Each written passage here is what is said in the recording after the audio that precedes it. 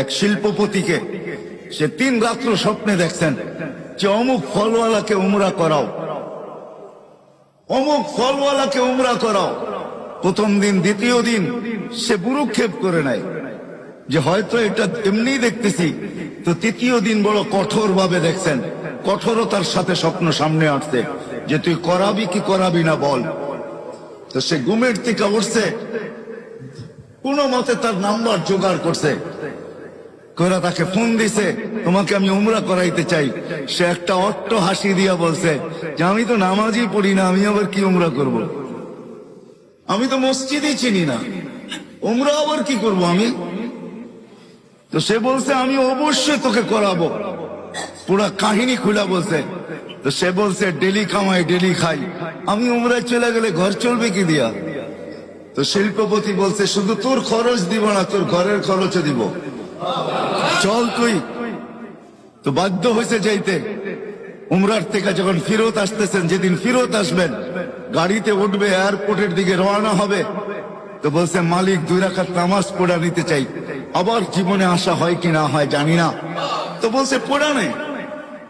প্রথম রাকাত পুরা করছে, দ্বিতীয় রাকাতে যখন দ্বিতীয় সেজদায় গেছে আর ওঠে না, লম্বা সময় চলে গেছে, ওঠে না। শরীরে যখন হাত দিছে তো দেখে আর দুনিয়াতে নাই, চলে গেছে।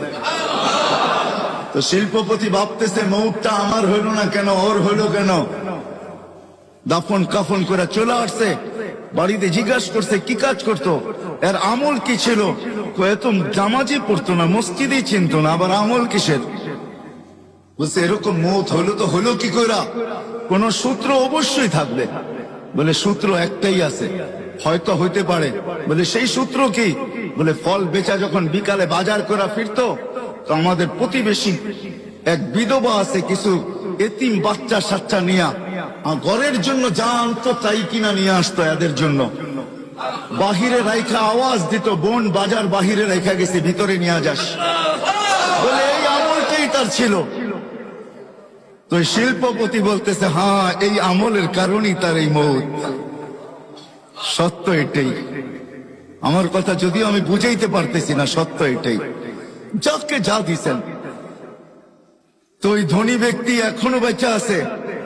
সে বলে ঠিক আছে, তোমাদের দায়িত্ব আমি নিলাম যতদিন বেঁচে থাকবো, আর এই বিধবার বা দায়িত্ব আমি নিলাম যতদিন পর্যন্ত বেঁচে থাকবো। তোমরা শুধু আমার জন্য এতটুকু দোয়া করো যে আমারও যেন মৌত এর মতোই হয়, যে মৌত আমি সচক্ষে এর দেখলাম। ধনীকেও ধন দিছেন আল্লাহকে পাওয়ার জন্য, রাগ হয় না। বাড়ি এলাকাও বাড়ি দিছে আল্লাহ পাওয়ার জন্য।